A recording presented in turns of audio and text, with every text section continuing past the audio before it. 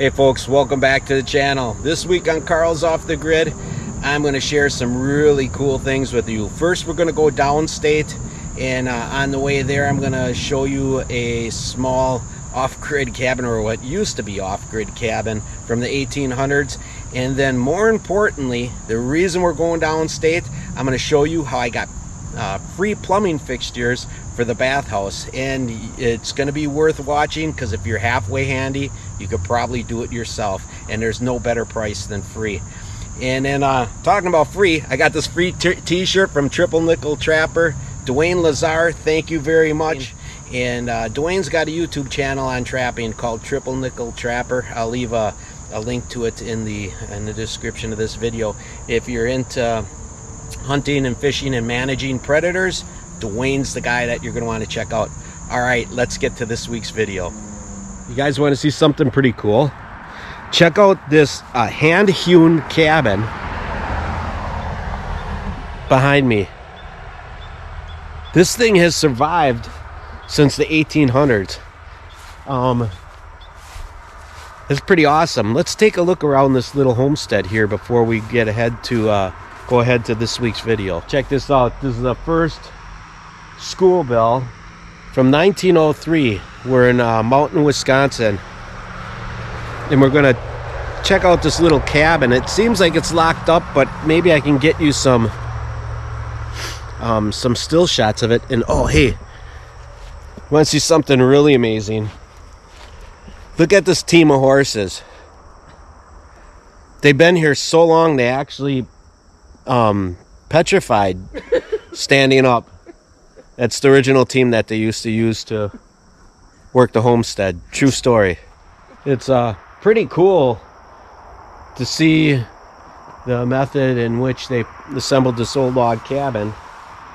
A gentleman bought the property that this originally sat on and was going to demolish this building, and actually a whole crew of volunteers got together, disassembled it, and they moved it over here into the heart of the main town. Like I said earlier, we're actually in Mountain, Wisconsin, and whenever I see these old rustic cabins, you know, I wonder how many people were maybe born in here or who all lived here. It's just kind of cool. Look at the construction.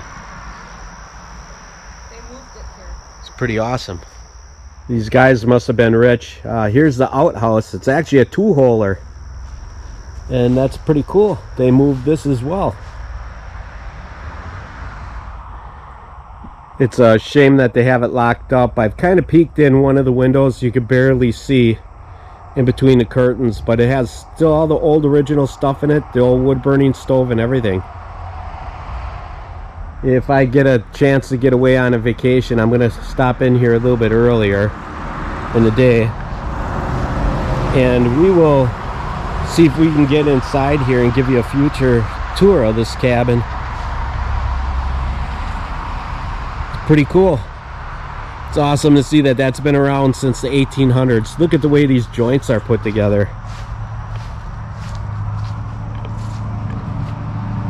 Just amazing. If you watched last week's video to the very end, we talked a little bit about the progress of the bathhouse, and I informed the viewers that the reason we haven't built the bathhouse yet is simply because the cost of building products have been so darn expensive that can't afford to do it. And I came up with an alternative for alleviating some of that expense of the build. What you can see in the picture here is we have your typical bathtub surround unit, and we have a shower base over here on my other side. And I'm going to teach you in this video a little bit of how you can save yourself some money as you purchase these. This tub surround unit here, brand new, probably goes for like $400 to $600, anywhere around there, for a decent reputable base.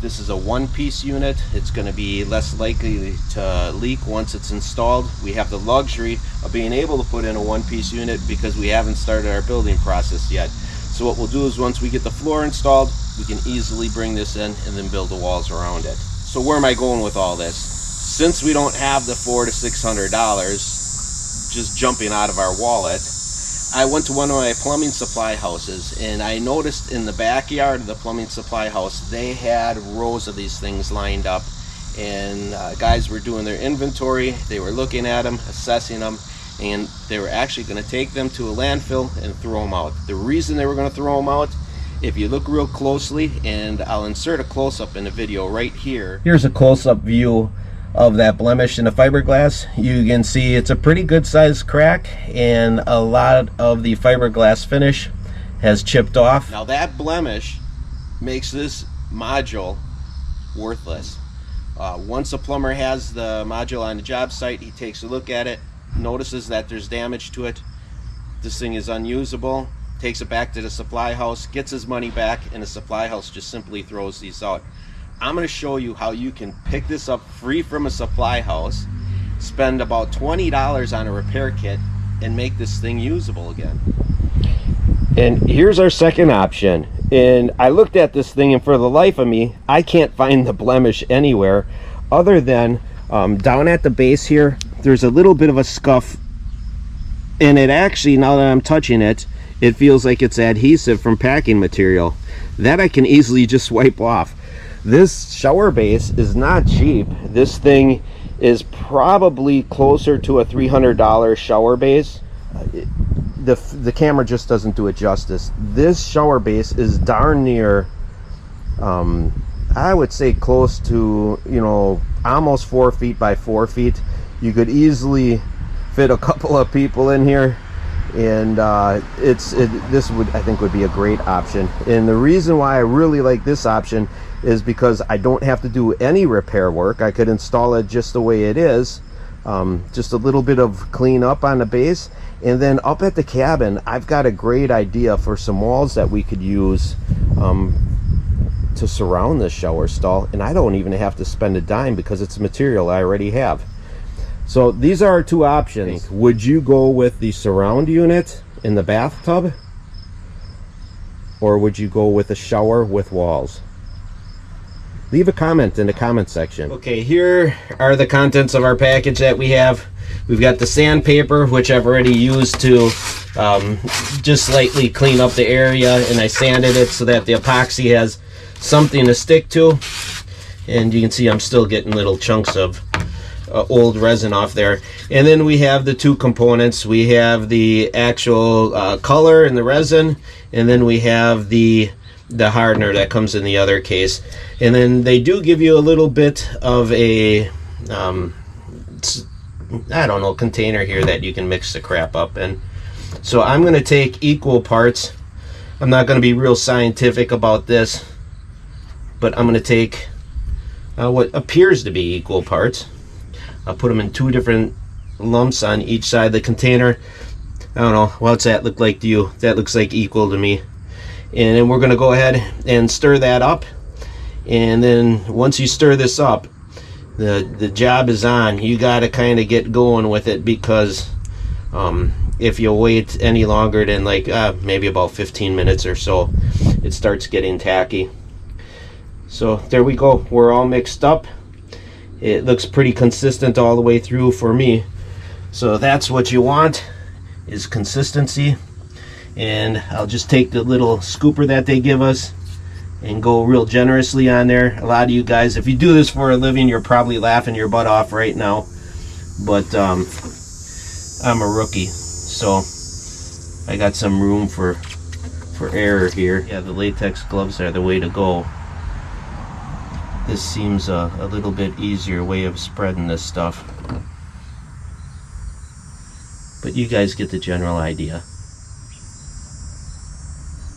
Alright, we'll let that harden up, and then I will go ahead and I'll sand it down and make it a smooth surface in 24 hours. Okay guys, I was just thinking of something, and being a plumber, when I need to caulk a joint and have it turn out perfect, what I do is I take denatured rubbing alcohol and I wet my finger with it, and I rub that rubbing alcohol on that on the caulk, and it flattens it out and turns it perfect. And so, just out of curiosity, I just found this out by mistake. This stuff is only set up for a couple hours, And so I take this denatured rubbing alcohol and made sure that this wasn't completely tacky or anything. It was just starting to get a little bit of a hard shell on it. And I rub my finger on it, and you can see I've got dirt coming off my finger, but take a look at that compound. It's actually smoothing out pretty dang good. Kind of a freaky thing. I just thought of that on a whim, and you can see the results. It looks pretty good already. So this is 24 hours later now. That stuff is set up. It's rock hard, and it looks great. I haven't even taken any sandpaper to it, so I'll probably still sand it without the sandpaper. It is a little bit different shade of white than the rest of the module is, but I'm so thrilled with how it turned out.